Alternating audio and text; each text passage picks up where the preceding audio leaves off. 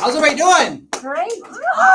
I've got to jam 30 minutes into 15, so I'm going to jump right in. But I want to talk about storytelling because I think that storytelling is such an art, but it's something that if you learn how to do well will serve you in this career. And also, you know, how many of you tell stories to your kids, right? Isn't storytelling powerful for children? Isn't storytelling powerful about telling them how great broccoli is for them and how spinach can give them big muscles? Don't we tell our kids stories all the time? So if you learn to tell stories, it's going to serve you so well. I want to talk about humanity has always known that people crave and seek out great stories almost as much as food and water. Anyone here love a great story? Yep. Man, and you know, we love the fact that the people and brands that can tell the most compelling stories are able to command the most influence within their community. Look at Apple, right? Look at the story they branded over many, many years. And so our story is going to be so important. There's many different stories, but who are the best storytellers you know? Jamie Prickett, to me, is one of the greatest storytellers. He has a story for almost everything, right? And so being able to tell and share stories, my goal today is to give you some framework around how to be a better storyteller so it helps you in recruiting, helps you with your clients, okay? Modern neurological research has proved that storytelling is the best way to capture people's attention, bake information into their memory, and to forge close personal bonds. So how powerful is storytelling? It's really everything. So your brain, when it comes to your brain, stories can activate 7 regions of the brain. I thought we just had on, off, angry, and happy. I didn't know we had 7, but you know, 7 regions of the brain: touch, movement, language, sense. So your stories, the more you can touch on these 7 areas, the more powerful and impactful and memorable your stories will be. So why tell stories during your presentations? Because the brain is more engaged with stories because they're more memorable. It ties in a story to your explanation. Stories trigger emotional responses. We all know this. Emotions, not logic, drive consumer decisions. So when you're emotional and you're telling stories, it brings the person closer in with you. And stories inspire people to take action. When you tell stories about new shareholders, new ring earners, new ED promotions, new SMs, new licensed agents, those stories inspire others to achieve those same levels. And so why tell stories during your presentation? When you're telling it, get personal. I've told my story a million different times about how he's $116,000 in credit card debt. And please avoid cliches. We're the best company in the market. We have the highest compensation. We're the fastest growing. Now, probably we are in many cases. I say, hey, we're one of the fastest growing. We have one of the best compensation in the entire industry. But don't use those stupid cliches that people use. Oh, we're the number one. We're the best. We pay the most comp. That's not always true. Avoid the complex language. You know, Rosin and Brandon did an amazing job talking about 3 different types of salespeople in a clear, concise way. So don't get into like acronyms and things like that when you're explaining to people. Keep it simple and be relatable by telling your own story and then even bringing them into your story about how they could do this as well, and then be descriptive. Let's talk about sales for a moment. How many of you want to listen to a bunch of bland industry stats or would rather hear about a real life scenario that's helped people with a product or the business? And I'll share more with you about this in a minute. Let's talk about the client side. I tell my $116,000 of credit card debt every time. Why? It makes me more relatable. If I just stood up here and talked and delivered a great message like Matt Stewart just did or David Longmore just did, and you look at them and go, wow, but look at those guys. He's polished. He's this. He's got his suit on. He looks great in a tie. You know, Francis, all the great speakers today, or Andrea, well, that's why they're successful. But when you tell your own story and bring yourself down to their level, it makes you more relatable. Man, I was struggling. Don't be shy about your story. Don't be embarrassed to tell your story. That's a powerful part. It gives you credibility. You know, for the first time in my life, I talked to people about when I got my first plant. It empowered me. And I use words that are part of our mission statement. So what am I doing? I'm taking a story and tying in words of our mission statement. So I had the confidence that once I could do this for myself, I got the confidence to share it with others. Why do I tell my story that way? Because they're thinking to themselves, oh, that's me. If Darren did that, if Matt can do that, or, you know, Rory can do that, others can do it too. If Aditha can do it, maybe I can do it. So that's how stories tie them in. Having my EFA and a plan for my future gave me hope for my future and to leave a legacy. So I talk about the words in my story that are part of our mission statement. So I'm kind of tying it all in together.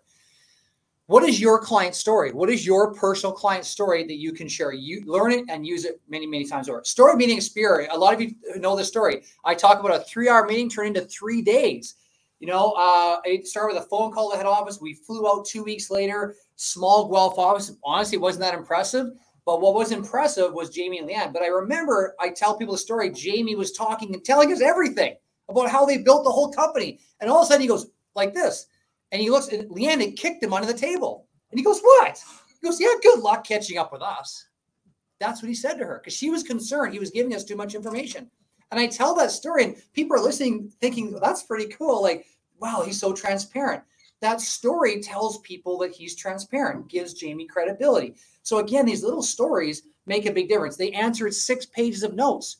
As I tell a new prospect or a big leader this information, wow, 6 pages of notes. I don't think I have that many questions.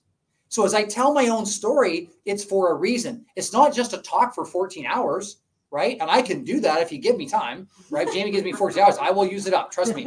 But Sheldon was there too. And so I talk about a 40-year veteran. I met Sheldon Smolin, a 40-year veteran. He holds records in the industry. Amazing person. That gives the company credibility. As I tell the story, the person I'm prospecting is listening to the story. And they're going, wow, 40-year veteran. Jamie and Leanne are very transparent. Man, Darren did 6 pages of, maybe this is a good company. Maybe the due diligence has been done. Maybe I don't need to dig into all the details. So it gives us so much power. We would have started with 100 agents if we did our own. I tell the story all the time. We had 100 agents going to join forces with us right away if we did our own Experior. We gave that up to join forces with Experior because we believe so much in Jamie and Leanne and their vision. People were like, whoa. I said, how many people would give up 100 people from day one? Not many, but we knew Jamie and Leanne's vision. Your story for recruiting. So I'm going to talk about license for this presentation. Where did you work previously? People from where you were will want to know why you left. That's the big thing. So your why you left becomes a story. Why did you leave? And a hint here, don't bash your previous company. Please don't ever bash any company. It'll keep you in professional character, and people will respect you for never bashing their company. No one wants to be told, oh, how stupid can you be when that company, they don't pay you hardly anything. Never do that. What is a compelling story from your view that will inspire them to want to look more?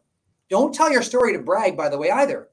Hey, there's a lot of great leaders that could brag till the cows come home, right, about how great they are. Nobody cares. What they care about is, okay, how could I move my people here? And why would I move them here? Oh, you experience the same thing. They're going to say, well, how'd you move your people over? What would be the next step? I love that question. I love the question. They say, what would be the next step then? If we were to move over, what would be the next step? I love that question. Now you know they're in.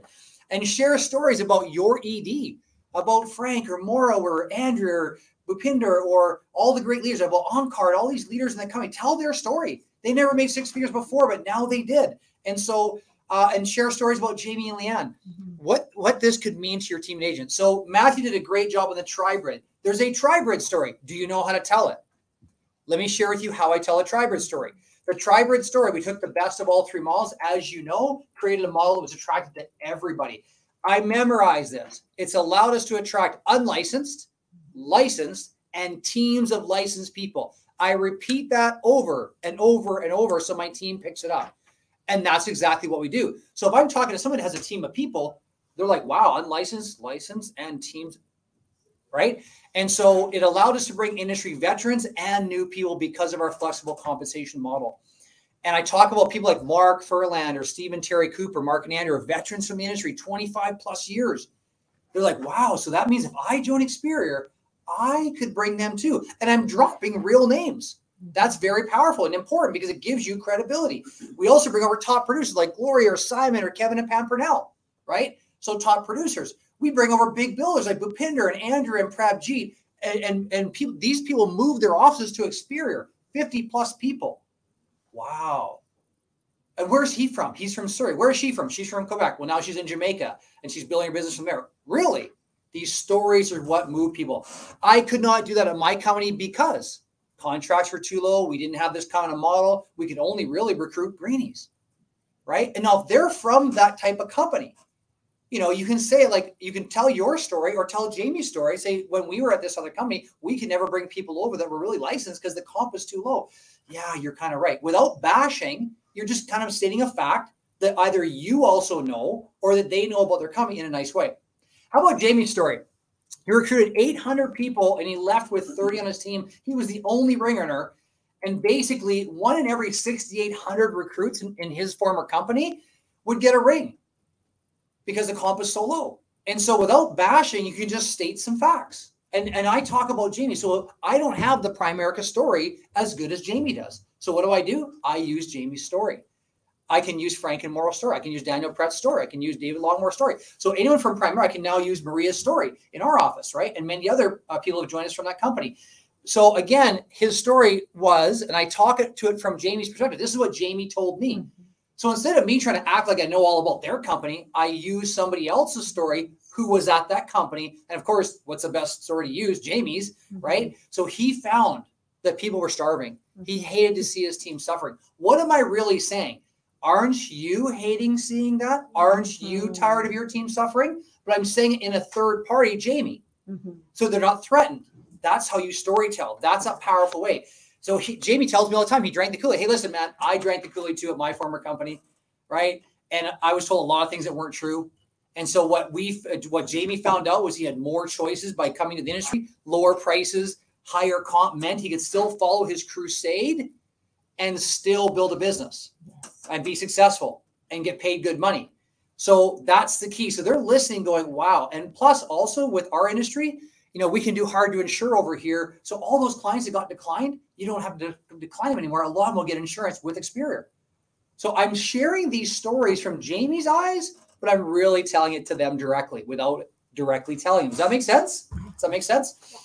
Primerica story. We all know this. Crusade is everything. One of my favorite books is The Code. So if I'm talking to someone from that company, I'm telling my story about Primerica. I'm using a bit of Jamie's story, and I'm talking about the fact I love Art Williams. He's amazing. What a great company. Never bash. I always say I love Primerica. They've done a great job. Man, Art Williams was the best, wasn't he? They're like, yeah, because they're expecting you to bash them, to try and tell them how bad they are. Instead, tell them the opposite. Hey, what a great story. Isn't that amazing? I mean, Art wasn't he the best? But, you know, times have changed. So, you know, let me just share with you a couple things that Jamie shared with me about the differences of Primerica and us.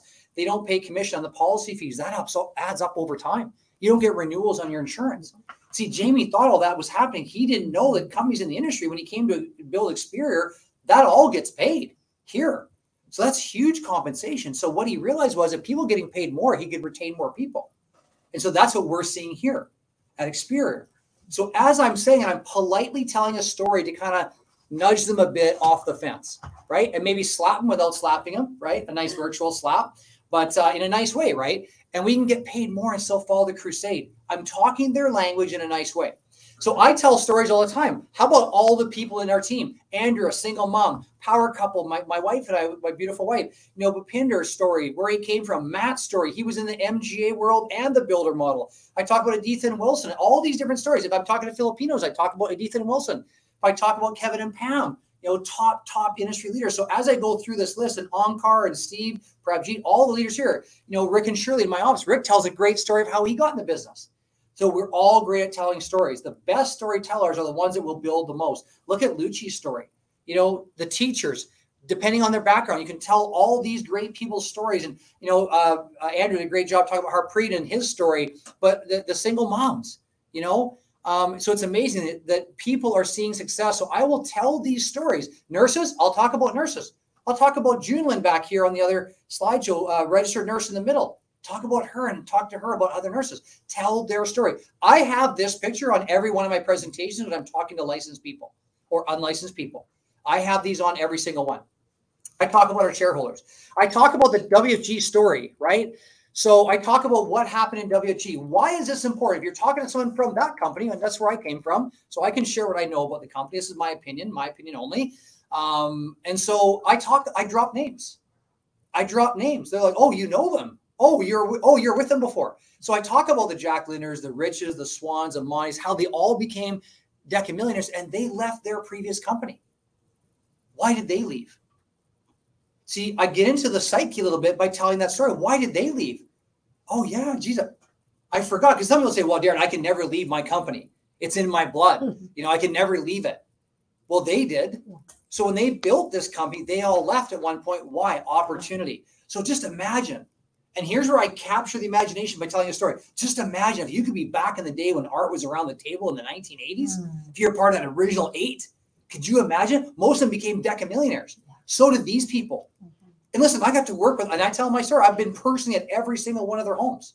Everybody on this list except Swan, I've been to his office, but I've been in every one of their homes that's on this list, other than Vince, because Vince wasn't, he was here for a short time when I got involved, but I've been in all the other homes, right? So I can tell that story.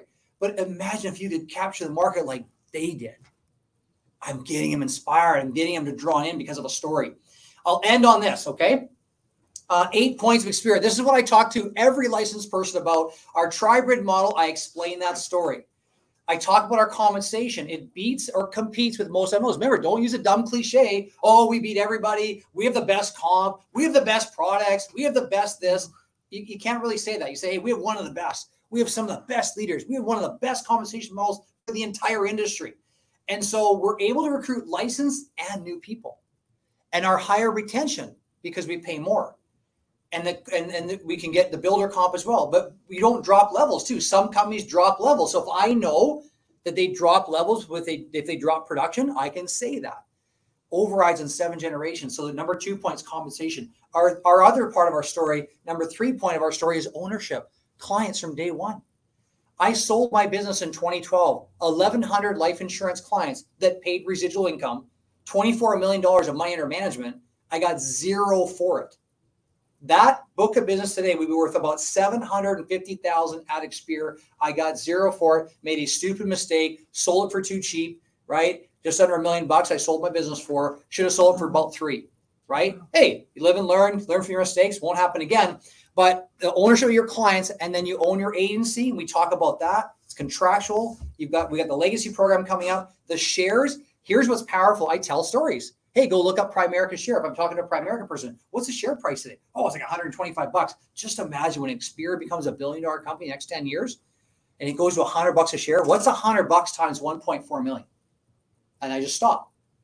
Oh, that's like 1.4 million. That's on top of everything else that we have. I says, that's why so many people are joining us. So write this down, please. That's why so many people are coming to Experior. That's why so many big leaders are coming to Experior. That's why so many teams are coming to Experior. That's why so many big producers are coming to Experior. That's why so many leaders are coming to Experior. That's why so many people are coming to Experior. Number 4, a legacy program. We all know this, legacy program. Protects your business. I talk about my wife. I talk about our family. I talk about, wow, wouldn't you like to have it? Now, some companies have it. Don't say we're the only ones that have it. That's a cliche. We're not. Other companies have some kind of program like this, but I talk about how I call that business insurance. Number 5 point is timing. We all know this. Man, if you could have been at the start of A.L. Williams, if you could have been at the start of WFG, right? Number 6, back office. If I know you're dealing with a big time company, they all have great back offices. But if I know I'm dealing with some IMOs in the States that don't have anything that we have, boy, I show our back office. I say right now we've got over $3 million of time and money invested. Time and money invested. So it's not exactly 3 million. I don't know the number. Time and money invested. I'm sure it's 3 million. Imagine all the time that Leanne's been putting into this thing. If you guys just looked at the updates, unbelievable. Number 7, leads. If someone needs leads, let them know we got leads, right? It's part of it. The last one is leadership. I talk about the power of our leadership, the power of our ELC, the power of Jamie Leanne, the power of CEO TAP, the ED meeting. So I hope those points help everybody. Thank you so much for your time. Have an awesome break. And what a great convention so far. Plug in for the rest of it. Take great notes. Love and appreciate you guys. Love Team Rios. You guys are amazing. Have a great convention, everybody. Thank you.